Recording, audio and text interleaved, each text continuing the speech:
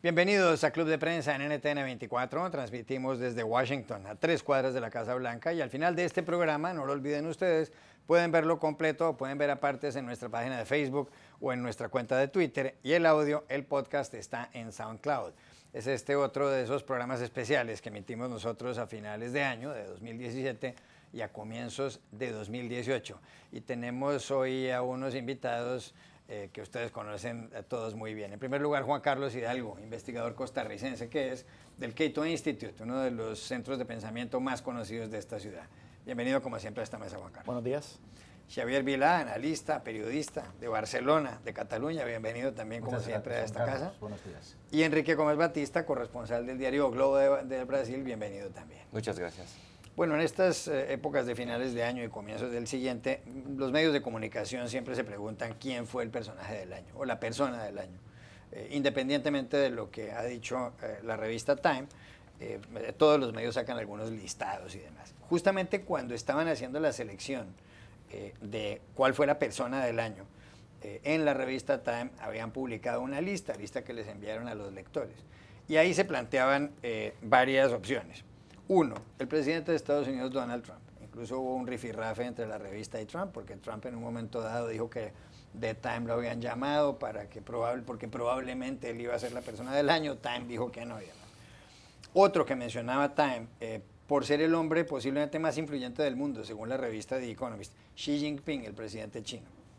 Otro, el presidente de Francia, Emmanuel Macron, que no solamente ganó las elecciones, sino que logró mayoría aplastante en la Asamblea Nacional y además dicen que es uno de los líderes de lo que es actualmente ya la Unión Europea.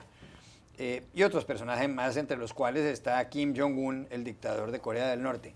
Recordemos que personas del año en Time, aunque antes se llamaba el hombre del año, fue Adolfo Hitler en una ocasión y lo fue también José Stalin.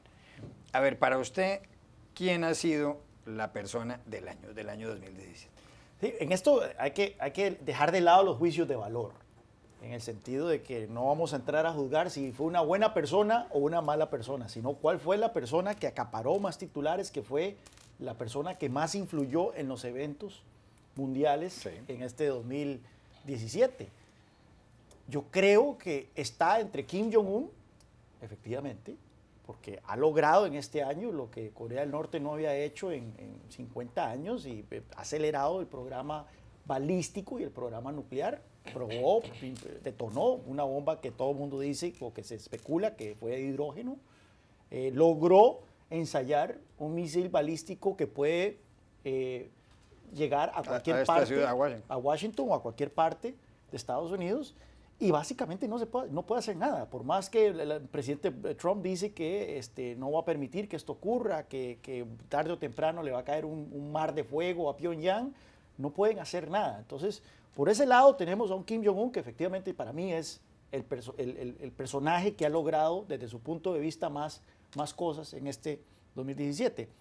Luego tenemos Emmanuel Macron, creo yo, que también es la otra figura.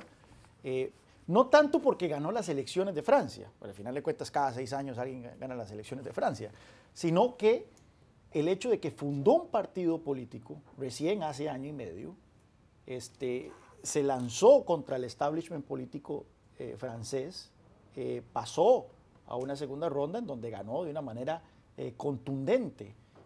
Y luego ganó las elecciones legislativas también de una manera contundente, al punto que más bien ahora la preocupación es de que Macron tiene demasiado poder en Francia. El hecho de que Merkel haya tenido un mal año, y tal vez podemos hablar más adelante de eso, ahora lo hace entonces la referencia de Europa. Ya no es la señora Merkel, por lo menos hasta ahora, veremos dentro de un año.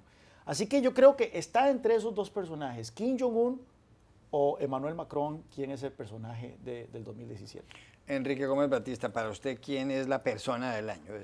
¿O está de acuerdo con este juicio? ¿Puede ser Kim Jong-un, el dictador de Corea del Norte, o Emmanuel Macron, el presidente de Francia? Yo creo que, bueno, yo pienso que Emmanuel Macron sí puede estar por todo lo que representa, por tener sido elegido, no solamente por ser elegido presidente francés, pero por mostrar que es posible ganar un candidato de centro, un candidato que que no está con el populismo que está creciendo no solamente en Europa, en Estados Unidos, como Latinoamérica, en todas las partes. Entonces, creo que él puede ser el nombre del año por eso, por mostrar que es posible, sí, una vía intermediaria, una vía más de consenso o de centro para el mundo, que es una cosa necesaria. Pero Kim Jong-un sí fue un personaje importante, para mí no es el personaje del año. Yo creo que tal vez sea, vamos a ver un poco, Robert Mueller, el procurador especial del caso de la trama rusa, porque él sí está cambiando de facto el gobierno de Donald Trump, que sí es el hombre más poderoso del mundo, uno de los más poderosos del mundo, que está con muchos problemas, con muchos retos. Entonces, creo que Robert Mueller, a pesar de no ter hablado mucho en público, de no aparecer dando entrevistas, está de facto cambiando la historia de este año en Estados Unidos y por consecuencia en el mundo. Xavier Vila, ¿cuál es para usted la persona del año 2017? ¿Cuál ha sido? A nivel global, el hashtag de Twitter #MeToo, que es el que han utilizado tantas mujeres para denunciar los acosos sexuales que han recibido y que durante este 2017 pues, han sido protagonistas de la información, especialmente todo empezó con Harvey Weinstein, este productor de Hollywood depredador, y bueno, esto ha seguido su curso. Luego, a nivel de los Estados Unidos, o sea, no estoy de acuerdo con ninguna de las cosas que se han comentado aquí. Eso está bien. A nivel de los Estados Unidos, para mí la persona del año ha sido el gobernador de California, Jerry Brown, entre muchas otras cosas porque fue la persona que durante el mes de diciembre de 2017, a principios, se presentó en Bonn, Alemania, en una cumbre del clima de Naciones Unidas, y se reunió con todo el mundo, digo todo, es decir, con la señora Merkel, con todo el mundo civilizado, porque considero que Trump no es civilizado, y dijo: los Estados Unidos están aquí, no se han ido. Y toda esta locura que está haciendo Trump respecto, por ejemplo, salirse del Acuerdo por el Clima de París, todas estas atrocidades medioambientales que propone esa administración, no estamos de acuerdo. Al Gore estaba ahí, el antiguo vicepresidente de los Estados Unidos, por lo tanto, el gobernador de California, que está tomando la alternativa, es lo que llaman aquí la resistencia a Trump. Y luego, a nivel local, cuando digo local digo de mi casa, hay un señor que tendría que ser cada año personaje del año, que es Lionel Messi, que es el mejor jugador de fútbol del mundo y que, en fin, ha renovado recientemente por el Barcelona, tiene una cláusula de rescisión de 700 millones de euros y va a terminar la carrera en casa, con lo que cuando termine en 2021 habrá jugado en el Barcelona 21 temporadas. Y eso nos provoca a los barcelonistas una gran ilusión y satisfacción, porque las grandes estrellas siempre se marchaban de mal modo. ¿Por qué no está de acuerdo? Y vamos a hablar de Messi enseguida, que es importante, pero ¿por qué no está de acuerdo con que Kim Jong-un sea la persona del año? Porque Kim Jong-un ha puesto el sello a un programa, y eso es cierto que es meritorio en el sentido, meritorio entiéndaseme. Meritorio para él. Sí. Pero es que, o sea, Kim Jong-un, yo creo que en este debate a mí lo que me interesa es que estamos hablando de personas que han sido relevantes, pero esas son personas que son las cabezas visibles de cosas que se han hecho por debajo de ellas y que no son necesariamente las protagonistas o las que nos llevan a pensar que ese movimiento es importante. Se ha hablado, por ejemplo, de Macron, se ha hablado de Kim Jong-un. Es que de verdad, me faltaría tiempo. Cuando se habla de, con todos los respetos, que Macron es de centro, es que yo me echo a reír por los suelos. Macron es la persona más de derechas que hay en Europa hoy en día. Macron es una persona que ha terminado con los sindicatos en Francia y con su capacidad de organizarse en la defensa de los derechos de los trabajadores, ha terminado con la educación pública en Francia como se entendía hasta ahora, ha favorecido a los más ricos en la reforma fiscal que quiere acometer. Es decir, todas sus políticas son extremadamente conservadoras, y eso es una nueva onda que circula en Europa en estos tiempos, que funciona súper bien también en España, donde regímenes muy de derechas y en algunos casos autoritarios tienen una pátina de legitimidad y democracia que se presenta de un modo que supone que las personas que no están de acuerdo, que no estamos de acuerdo con ese punto de vista, nos hemos convertido en radicales, locos, abducidos y criminales. Bueno, en fin, hay mucho que discutir. Claro, pero hay varias, ese da pie para hacer aquí un paréntesis. Pero ¿por qué razón? Porque eso es un hecho. Ha fracasado la socialdemocracia en Europa, porque es verdad lo que dice Xavier, puede que Macron sea un hombre conservador, pero también es verdad que los partidos de centroizquierda pues se han ido cayendo uno a uno. Es interesante porque la crisis financiera del 2008 se presentó en muchos lugares como la crisis del capitalismo. Y uno hubiera pensado entonces que la socialdemocracia o la centroizquierda hubiera más bien aprovechado esa coyuntura, y vemos que no fue el caso. Vemos que más bien los partidos de centroizquierda alrededor de Europa principalmente están en retirada. Mucho tiene que ver con la crisis también del euro y la crisis de la austeridad. La socialdemocracia es popular cuando puede regalar la plata ajena. Y por supuesto que entonces eso le valió a la socialdemocracia su presencia política en muchos países europeos. Pero cuando usted entra en una crisis en donde lo que se necesita sí o sí es recortar presupuestos, es un manejo prudente de la macroeconomía, pues entonces vemos que la socialdemocracia no tiene respuestas a eso. Y ahí el mejor ejemplo de todos es el predecesor del señor Macron, es François Hollande. Fue electo en el 2012 diciendo que él venía a acabar con la austeridad. ¿Y qué pasó? Rápidamente chocó con la realidad. Prometió un impuesto del 75% a los más ricos, 2 años después lo tuvo que retirar porque los ricos estaban yendo de Francia. Entonces, nuevamente, la socialdemocracia no ha podido tener una respuesta a los nuevos tiempos, siendo los nuevos tiempos un mundo en donde los estados pueden entrar en dificultades económicas. Ahora bien, no es que la izquierda haya desaparecido, no, claro, simplemente se ha radicalizado. Porque la socialdemocracia, al final de cuentas, es centro-izquierda. O sea, tampoco es que ellos querían acabar con el modelo capitalista. Pero ¿qué es lo que ha pasado? Y lo hemos visto en Francia, por ejemplo, lo hemos visto en Inglaterra, que ahora más tarde podemos hablar, el Reino Unido, en donde el Partido Laborista de Tony Blair ya no existe, ahora es un partido liderado por un chavista. Así que eso es lo que hemos visto en Europa en este momento, en donde el centro izquierda va de retirada precisamente y no tiene respuestas. La izquierda radical se ha fortalecido. Yo no creo que hay dos problemas con la socialdemocracia. Primero, porque está vieja como todos los demás partidos, se contaminó de la política tradicional, ha cometido los mismos errores que los políticos que tanto condenaban, en primer punto. Y segundo, creo que la crisis fue tan fuerte en todo el mundo, con el aumento de la desigualdad, que el discurso de esperanza fue secuestrado por la extrema derecha, que con populismo intenta prometer ilusiones que no podrán cumplir. Creo que por esos dos problemas, el secuestro del debate de ilusiones se fue para la extrema derecha, y porque la socialdemocracia en muchos países del mundo cometieron los mismos errores que tanto combatían. Además que la socialdemocracia se la cargó la misma socialdemocracia. Yo creo que la crisis de la socialdemocracia precede a la crisis financiera. Bill Clinton fue el peor enemigo de la socialdemocracia, porque se inventó una tercera vía al abrigo de lo que hizo Tony Blair en el Reino Unido en los 90, donde tras una época Reagan en Estados Unidos, Thatcher en el Reino Unido, donde la derecha se consolidó y se reinventó, no hubo una respuesta desde la socialdemocracia con los valores socialdemócratas que habían sido los que se habían utilizado por los partidos socialistas históricos en Europa, por lo menos.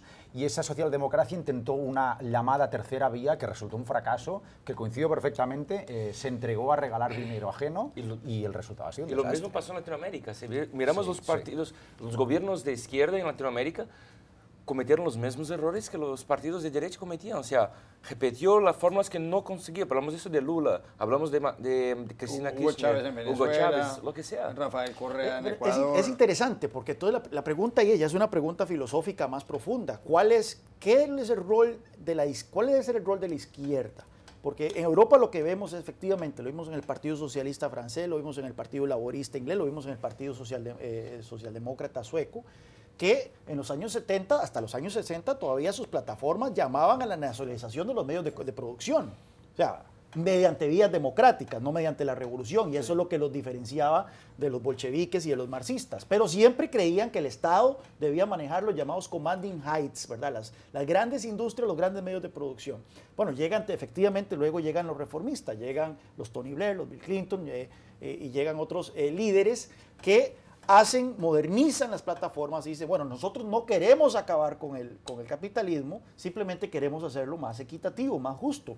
Abrazamos el libre comercio, creemos en la participación privada, en el otorgamiento de servicios públicos y demás. Entonces ahí entra ese conflicto de identidades. Vemos que, por ejemplo, en Alemania se crea un nuevo partido, que es de Linke, la izquierda. Se salen del Partido Socialdemócrata porque creen que el Partido Socialdemócrata se vendió. En el Reino Unido se creyó que el Blair había ganado la batalla dentro del Partido Laborista, pero ahora vemos que la izquierda ha hecho una contrarrevolución y ha vuelto a tomar ese partido y ahora está proponiendo de nuevo en España surgió el Partido Podemos. En España salió el Partido Podemos. Entonces hay una discusión dentro de la izquierda, ¿verdad? Sí, entonces tiene que ser una izquierda y aquí en Estados Unidos la vemos. En la primaria pasada del Partido Demócrata hubo una entrevista famosa que le hicieron a la entonces presidenta del Partido Demócrata, Debbie, ¿cómo se llama? Debbie, la congresista de Florida. Wasserman Schultz. Exactamente, donde le preguntaron, ¿usted cree en el socialismo? Y no supo contestar, ¿verdad? Y entonces Chris Matthews, uno de los presentadores aquí, dijo, es que el Partido Demócrata siempre ha sido un partido que cree en el capitalismo, cree que hay que hacerlo más justo, cree que hay que haber redistribución de la riqueza, pero cree en el capitalismo. Ahora, y él lo dijo porque él se identifica con el Partido Demócrata está teniendo también una lucha existencial entre ese centrismo y los Bernie Sanders y Elizabeth Warren que quieren quemar la casa, ¿verdad? Ya volvemos a Club de Prensa a hablar de los personajes del año. Volvemos a Club de Prensa en NTN 24 en este programa especial sobre los personajes del año. Enrique Gómez Batista, mencionábamos al principio que según la revista The Economist de hace algunas semanas, el hombre más influyente del mundo es Xi Jinping, el presidente chino. Entre otras cosas porque el presidente de Estados Unidos, Donald Trump, pues no ha sido partidario de la globalización, ha tenido peleas con México, es un hombre más bien aislacionista. Y por otro lado, Xi Jinping, quien lo creyera, el presidente de la China, estuvo en el Foro Económico de Davos el año pasado, pues a principios del año 2017, y se manifestó como un gran defensor de la globalización. Es un hombre además bastante moderado, siendo una dictadura la China. Se ha mostrado como un hombre partidario incluso de llevar a cabo una negociación con Corea del Norte para resolver el problema de los misiles balísticos intercontinentales de Kim Jong-un y demás. O sea, el moderado es el presidente de la China, el radical es el presidente de Estados Unidos. ¿Ese es el hombre del año o podría ponerse ahí dentro de los hombres del año? ¿O?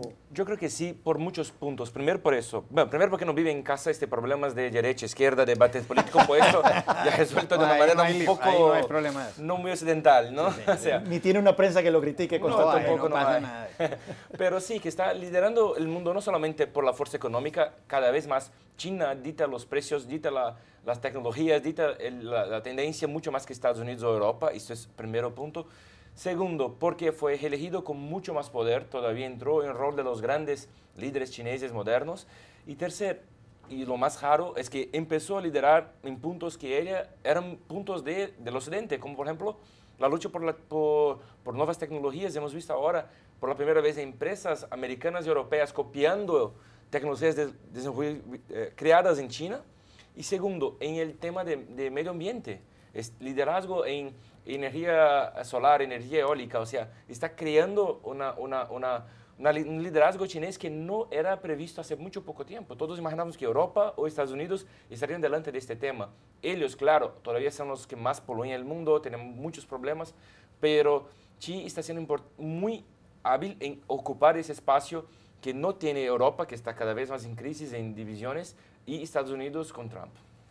Lo que también a mí me preocupa es ver cómo va a gestionar China esta gran capacidad que tiene de influir en el mundo, porque sabemos que este líder acaba de ser proclamado hace pocas semanas líder supremo. Sí, este sí. señor se está poniendo allí a la altura de de Mao. El Congreso del Partido Comunista Chino. Entonces, estamos viendo a todo lo comentado aquí, podemos añadir todo el debate de las infraestructuras. China está siendo fundamental en la América Latina, está construyendo, como todos sabemos, una alternativa al Canal de Panamá. Están en África cuando nadie va, haciendo muchas cosas referentes a carreteras. Todo este tipo de inversiones va a generar un mundo donde todos vamos a estar mirando para allá. Pero ¿cómo gestiona esta gente esto? Yo creo que en nuestras sociedades nos falta conocimiento sobre cuál es la estrategia última de China, porque de momento parece ser un gran gigante semidormido que cuando estalle vamos a ver qué ocurre. Y otra cosa que me preocupa es que, por lo que sabemos, solo una tercera parte escasa de la población china vive hoy en día con unos estándares de vida similares a los nuestros. Por debajo, muy por debajo todavía, pero vamos a decir gente que tiene una casa, un automóvil y un trabajo como lo interpretamos en este mundo donde vivimos. Nos faltan más de 1.000 millones de personas que viven en una relativa pobreza que si este país continúa con este músculo económico, van a incorporarse a... Todos queremos un coche, una lavadora, una secadora y no sé qué. ¿Va a haber capacidad para producir autos para 1.000 millones de personas en China? ¿Qué impacto tiene esto? ¿Vamos a terminar siendo nosotros los que trabajemos como hormiguitas para los chinos cuando ha sido al revés? Es decir, cambia el ciclo económico y esto yo creo que es otra respuesta posible a quién sería el personaje del año. Este cambio de actitudes que todavía no conocemos y que nos puede cambiar la vida a todos, pero de inmediato. Xi Jinping.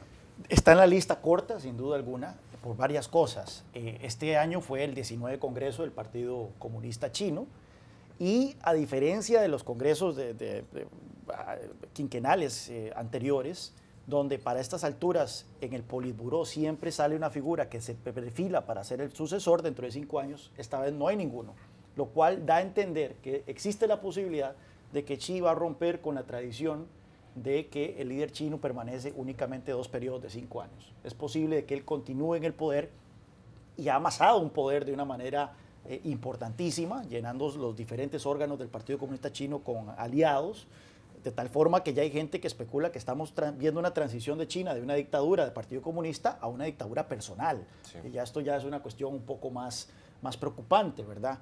Está también el tema de que él en su discurso anunció ya no de que China es, anunció de que China es un ejemplo al mundo. Sí. Y esto fue lo interesante, porque ya dijo que el modelo chino es un modelo exportable y que los otros países en desarrollo podrían ver en China un modelo a copiar. Ya el consenso de Beijing en contraposición al consenso de Washington. Ahora bien, el consenso de Beijing tiene grandes problemas. Es una dictadura, no hay libertades civiles.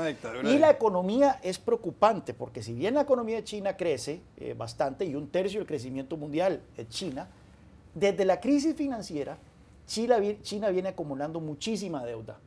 La deuda total de la economía china como porcentaje del PIB se ha disparado de 160% a 250% del PIB en menos de 10 años. Al punto que hay economistas como Ruchir Sharma de Morgan Stanley que él ha analizado estos fenómenos y él dice varias cosas. Uno, el mejor indicador para predecir que un país va a dar una crisis es la acumulación de deuda. Dos, desde la Segunda Guerra Mundial ningún país ha acumulado deuda a la velocidad que lo ha hecho China. Y tres, de los 33 episodios de acumulación de deuda en tiempo relativamente corto que él identificó, 22 terminaron en crisis y 11 terminaron en desaceleraciones económicas importantes. O sea, China tiene todos los números de la rifa para entrar en un periodo complicado. Y es ahí entonces donde viene la pregunta de Chávez. ¿Qué va a pasar? ¿Cómo reaccionará una China? Ahora vemos que una China que dice, sí, nuestro ascenso es un ascenso pacífico, los demás países no tienen por qué temer, pero también Xi es un nacionalista. Ha venido atizando el nacionalismo dentro de la mentalidad de los chinos. ¿Qué pasa con una China que se desacelera económicamente de manera importante o que entra en crisis? Yo creo que sería una China bastante más peligrosa. No, y es muy claro que él tiene una estrategia. Chino tal vez sea el gobierno que más tiene estrategia para largo plazo, porque Estados Unidos y Europa no tienen mucho más después de problemas todos en Europa. Pero esa es la segunda pregunta. Cuando puso que puede ser un ejemplo para el mundo, claramente está rompiendo con el modelo de democracia, de libertades que estamos muy acostumbrados acá en el mundo occidental.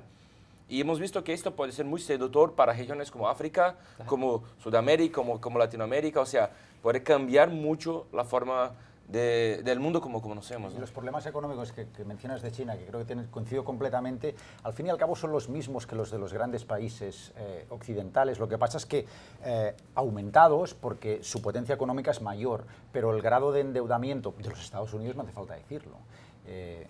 La cuestión es la trepidación con que pero estamos en eso mismo. ¿Por qué Donald Trump no es para ninguno de ustedes la persona del año? ¿Por qué para usted Donald Trump no es la persona? Porque lo fue el año pasado. Este año, bueno, efectivamente hemos visto su ascenso al poder, porque el año pasado simplemente ganó la presidencia, este año se convirtió en el presidente. Pero ¿qué ha hecho Donald Trump que ya no nos lo esperábamos? O sea, cómo efectivamente ha parado los titulares, pero personalmente el ejercicio del poder de Donald Trump no me sorprende. No hay nada que yo haya visto estos 8 o 10 meses que yo diga, mira, Donald Trump nos ha sorprendido o ha tomado a la comunidad internacional por sorpresa.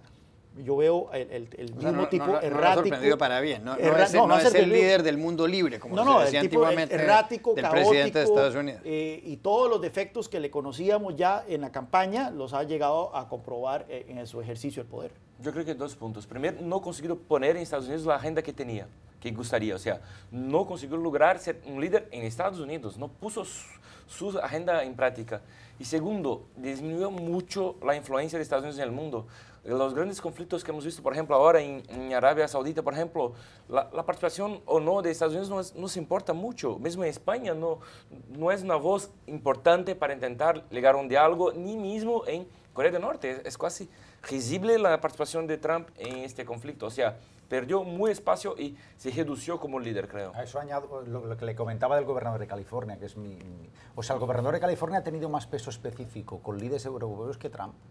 Ha ido a Europa y la gente ha querido sentarse con él, ha querido escuchar sus propuestas sobre temas muy concretos, pero esa es otra cosa que hay que atender, como en algunos sitios hay poderes subnacionales que están teniendo una voz. Y luego coincido mucho contigo en el hecho de que Trump prometió una serie de cosas y en el primer año no ha conseguido nada. Bueno, hay un nuevo magistrado en el Tribunal Supremo de su satisfacción, pero más allá de eso no ha conseguido adelantar la agenda legislativa en esta ciudad, a pesar de tener las 2 cámaras con mayorías de su partido, lo que supone un fracaso muy grande. Ya regresamos a Club de Prensa. Volvemos a Club de Prensa en NTN 24 desde Washington. Hablando de los personajes del año, usted quiere seguir con la tabla media, o sea, los que están ahí en los puestos intermedios que no son tan importantes, pero no sé si ahí cabría preguntarse cuál ha sido el personaje del año en América Latina. Por ejemplo, ¿cuál ha sido? Normalmente esto se simplifica un poco y termina uno hablando de presidentes o de dirigentes políticos o de escritores o incluso de deportistas, qué sé yo. Ahí Lionel Messi tendría un papel importantísimo. Pero la pregunta es, ¿cuál es el líder latinoamericano? ¿Es Enrique Peña Nieto que va de salida? No. Es Juan Manuel Santos, el presidente de Colombia, que se ganó el Nobel de la Paz e hizo una negociación, firmó un acuerdo de terminación del conflicto con las FARC, yo no lo sé. Es Pedro Pablo Kuczynski, el nuevo presidente del Perú. Es Michelle Bachelet, la presidenta que sale de Chile. Es personaje del año y podría serlo, por lo que influyó. Nicolás Maduro en Venezuela, que tiene un gobierno donde las cosas no le están saliendo bien. O es Michel Temer metido en un lío en el Brasil. Bueno, dependiendo si partimos de simplemente que fue una figura noticiosa, que acaparó titulares. Maduro, sí, sin duda alguna, y de hecho, haciendo sumas y restas, se puede decir que hasta tuvo un buen año. Enfrentó las mayores protestas que ha enfrentado el chavismo desde que llegó al poder, casi que 3 meses consecutivos de gente en las calles, y al final salió airoso y logró imponer su Asamblea Nacional Constituyente, dividió a la oposición de nuevo. En este momento la oposición se encuentra completamente dividida, señalándose los dedos entre ellos, y está ahora cometiendo una purga dentro del régimen, que probablemente se presenta como una purga anticorrupción, pero en un régimen tan corrupto y tan autoritario sabemos que esas purgas anticorrupción son purgas nada más. Entonces probablemente es una lucha de poder en donde él está consolidando su posición. Así que sin duda alguna, Maduro está en esa lista corta de América Latina. Tal vez Mauricio Macri le ha ido bien, le salió, las elecciones legislativas le salieron mejor de lo que todo el mundo esperaba. Y ahora entra el 2018 posicionado para poder tal vez hacer un poco más de reformas de lo que él tenía contemplado. La pregunta es si las quiere hacer o si tiene el apetito para hacerlas. Pero yo creo que estos 2 personajes probablemente, si tenemos que hacer una lista de América Latina, serían los 2 que estarían al frente de la lista. Enrique Gómez Batista. Bueno, yo voy a poner un por destaque positivo y otro por destaque negativo, además de Maduro, que ya habló mucho de él. Yo creo que el destaque negativo, el presidente de Brasil, Michel Temer, el caso clásico fue tener 2 procesos contra él, 3% de popularidad entre personas de 18 a 25 años, 0%, Eso cero. Es un caso insólito, ¿no? Una persona que tiene 0% de popularidad. Y ha hecho reformas muy impopulares y contribuyó mucho para la división de Brasil. O sea, hemos visto que sí, por cosas más, recuerdos negativos que positivos, Temer ha sido uno de los personajes del año. El otro creo que, por lo que, a pesar de ser un nombre polémico, voy a decirlo, López Obrador sigue siendo el nombre fuerte en México, sigue siendo el nombre más hablado para la próxima elección, sigue siendo el anti-Trump en México.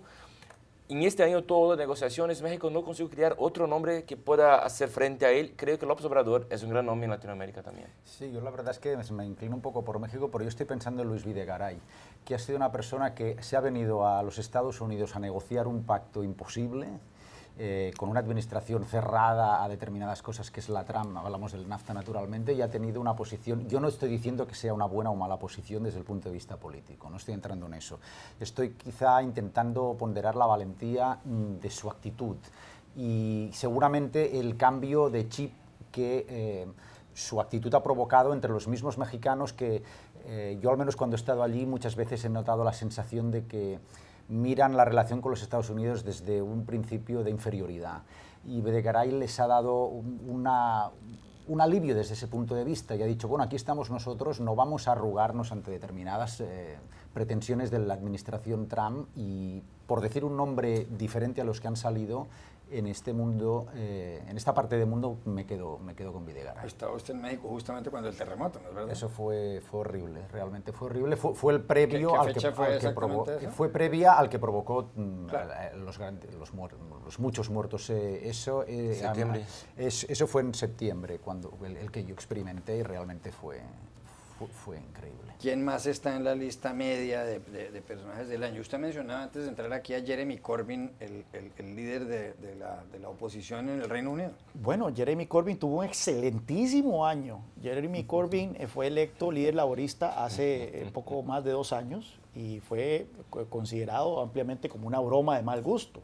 Un tipo que siempre había sido un backbencher, como se dice, o sea, un diputado de esos de Las bancas de atrás. De las bancas de atrás, incluso cuando él se lanza de líder laborista tras la renuncia de Ed Miliband, algunos de sus compañeros diputados le firmaron por lástima para que se presentara, y no solo ganó el liderazgo del Partido Laborista, sino que resistió una intentona para deponerlo después del voto del Brexit. Pero se pensaba de que en la elección que adelantó Theresa May en mayo iba a ser barrido. Y es más, Theresa May adelanta esa elección, que no tenía que convocarla hasta el 2020, porque las encuestas mostraban que iba a ganar hasta por 20 puntos porcentuales. Se hablaba de que una generación de gobiernos laboristas estaba a la vista de los británicos. Bueno, ¿qué resultó? Que Jeremy Corbyn hizo una campaña bastante buena, en donde recuperó el voto laborista que votó a favor del Brexit, manteniendo una posición ambigua sobre el tema, y sigue siendo ambiguo porque él personalmente nunca ha sido ningún fan de la Unión Europea, a quien ve como un club capitalista de libre comercio, y también apelando al voto joven con las promesas, por supuesto, de regalar cosas, de educación universitaria gratuita, de salud gratuita, etcétera, etcétera. Bueno, entonces, ¿qué pasó? La elección le salió pésima, la apuesta a la señora May, perdió su mayoría y el Partido Laborista alcanzó más del 40% del voto, que fue el mejor resultado que ha tenido desde la segunda elección de Tony Blair, su primera reelección. Ahora, no solo el Partido Laborista ya es un partido corbynista, es decir, aquellos que tenían adentro de su bancada, que estaban esperando la más mínima oportunidad para derrocarlo como líder, sino ahora que las casas de apuestas indican que el próximo primer ministro del Reino Unido sería Jeremy Corbyn. Adelante. En el término medio, yo tengo otros nombres que poner sobre la mesa. Por ejemplo, un gran elephant in the room que dicen aquí, que es Vladimir Putin, que es el presidente ruso, que por omisión es el protagonista de la política norteamericana, porque llevamos un año de presidencia de Trump que todo gira alrededor de la influencia que Rusia tuvo sobre la elección de Trump como nuevo inquilino de la Casa Blanca. Entonces, la capacidad de Putin de ser protagonista desde detrás de la cortina es colosal, porque está dominando el lenguaje político de los Estados Unidos, pero también de Europa, donde estamos todavía, después de todos estos años, pendientes de si Putin abre o cierra el grifo del gas, con lo que los alemanes se pelan de frío o no. En el sur de Europa estamos viendo si nos traemos el gas del norte de África, porque no se puede confiar en este tipo. En fin, que geoestratégicamente Putin está en los dos lados dominando. Y ganó la partida en Siria. Desde luego, ganó la partida en Siria completamente. Entonces, atención, porque estamos hablando de una persona que está vista desde nuestros ámbitos de influencia de un modo negativo, pero da la impresión de que está consiguiendo llevar adelante su proyecto político con gran éxito. Y luego hay otro nombre que quiero poner sobre la mesa que se llama Brexit y que se va a concretar de modo definitivo y claro ya este 2018 con ya una firma que esto ya realmente va a pasar y que nos abre un escenario, a mí me parece que fascinante, porque nunca antes había ocurrido que alguien se fuera de un club de ricos, vamos a decir, hace un momento hablabas de club de ricos, y yo quiero ver cómo funciona esto, porque cómo se van a la carta, se van de todos porque quieren lo bueno pero no lo malo, y abre aquí otros escenarios posibles, que, en fin, por ejemplo, el Partido Nacionalista Escocés ya ha dicho que va a pedir otro referéndum para la independencia en el mismo momento en que esto se firme, porque ellos se quieren quedar en Europa. Es decir, una serie de cascadas paralelas que van a poner a Europa en una situación complicadísima.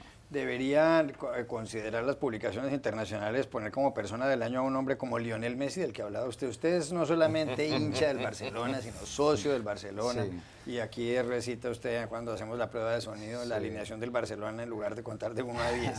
Pero hablando en serio, hablando en serio, ¿Messi debería alguna publicación considerarlo como persona del año? Bueno, a lo mejor, teniendo en cuenta que estamos entrando en un año donde va a haber un mundial de fútbol, y teniendo en cuenta la aportación al deporte que Messi ha hecho desde un punto de vista totalmente biased, que es el mío, que soy forofo del equipo donde juega este señor, a mí me parece que Messi ha aportado mucho al fútbol. Messi, y lo digo con las estadísticas en la mano, lo que ha conseguido no lo ha conseguido ningún otro jugador. Messi tiene un gran lunar todavía, que es no haber ganado un mundial de fútbol, y esta seguramente que viene su última oportunidad, porque tiene 30 años. Pero hay que, desde el punto de vista también empresarial, todos estamos de acuerdo en que el fútbol, nuestro fútbol, no el de aquí de Estados Unidos, es el deporte más popular del mundo. Seguramente, a esto hay muchas discrepancias, Messi es uno de los grandes nombres del principal deporte del mundo. Desde ese punto de vista, lo que Messi genera de atención, de negocio, de incorporar a gente a este mercado, trasciende lo deportivo y implica que este señor está generando dinero para mucha gente, para muchas empresas, muchos intereses, y de ahí es donde yo, sin hacerlo en cachondeo, digo que Messi podría ser perfectamente ¿Cómo no? Personaje del año. Y con respecto a lo que ha dicho Xavier Vila, un argentino, ¿está de acuerdo un brasileño? Bueno. Preguntado así, Viragorri es muy... Y un futbolista, quiero ser más preciso, con respecto a lo que ha dicho Xavier Vila sobre un futbolista argentino, ¿está de acuerdo un ciudadano brasileño? Me permite que me meta antes de que responda muy rápido. Fíjese, desde un punto de vista filosófico, la diferencia entre Messi y Neymar, que en Barcelona lo hemos vivido mucho. ¿Cómo se ha ido Messi de la ciudad? Neymar, ¿cómo se ha ido al Paris Saint-Germain? Neymar se ha ido por la puerta del detrás, escondiéndose, mintiendo, diciendo no, yo me quedo. Neymar es un negocio ambulante, es una persona influenciada completamente por sus representantes y que le importa poco el escudo que lleva. Cuando uno se pone el escudo del Barcelona, esto trasciende muchas cosas. Bueno. Es decir, que vamos a tener en cuenta estas situaciones. Entonces, si uno se quiere marchar, que es legítimo, porque en la vida uno puede querer prosperar en la vida, uno tiene que salir, dar la cara y decir, oiga, esto es estupendo, pero a mí me paga más dinero un jeque y me voy. Sí, totalmente legítimo, válido. Pero no se vaya de este modo, eso Messi no lo haría. Bueno, el ciudadano brasileño. Bueno, yo creo que no creo que fue feito tan malo que Neymar ha hecho. Eligió fue una apuesta arriesgada para poder ser porque nunca tendría el protagonismo en este Barça con Messi en estos próximos años. Fue una apuesta muy arriesgada. Yo creo que todavía ninguno de los dos son los nombres del año en fútbol. Sería Cristiano Ronaldo de nuevo por todo lo que ha hecho. Uy, Dios mío. No golpéeme, por favor. Pero creo también que no será ninguno de los dos el nombre de la Copa del Mundial de Rusia. Será probablemente Cristiano Ronaldo y Tite, el técnico de Brasil. El mejor entrenador de fútbol del mundo. ¿Sí? Sí. Bueno, para decir que... hincha del costarricense, hincha del Antonio Chelsea. Conte, diría yo, ¿verdad? Pero no, si hablamos de fútbol, bueno, el problema con este año es que no hubo ningún torneo nacional, ¿verdad? Tuvimos eliminatorias. Pero entonces Pero Cristiano ha hecho con Portugal Por y eso. con Real Madrid. Entonces podríamos decir que la gran competición para poder decir quién fue el jugador, el jugador del año tendría que ser entonces la Champions. O los eliminatorios del Mundial, ¿no? Básicamente, y en ese sentido, de ahí el Real Madrid ganó el bicampeonato, que no es una cuestión No es fácil. poca Yo creo cosa. que es la primera vez que ocurre. Así que definitivamente tendría que quedarse ese Pero premio. que del gane la jugador. Liga y la Champions, ¿es la primera vez que ocurre? No creo, ¿sí? No sé si es la primera vez que ocurre, pero además ganaron la Liga. No, Entonces, tiene que yo haber creo que habido el más futbolista del año también, yo diría que fue Cristiano Ronaldo. Bueno. Pero usted habla del futbolista del año, yo hablo del personaje del año. Eso es muy distinto. No, y tenemos que Las recordar connotaciones son muy distintas. que tanto Messi cuanto Neymar tiene problemas serios para ser el hombre del año en fútbol, en el deporte, por problemas fiscales gravísimos. ¿Ah?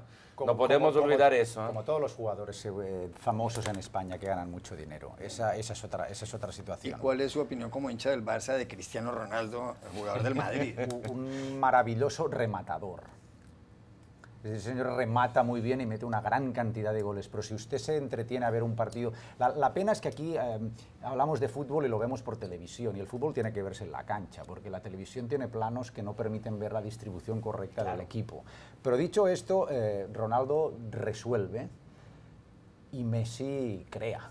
Entonces eso es muy distinto. Eso es distinto pintar la Capilla Sixtina que pintar a brochazo una pared.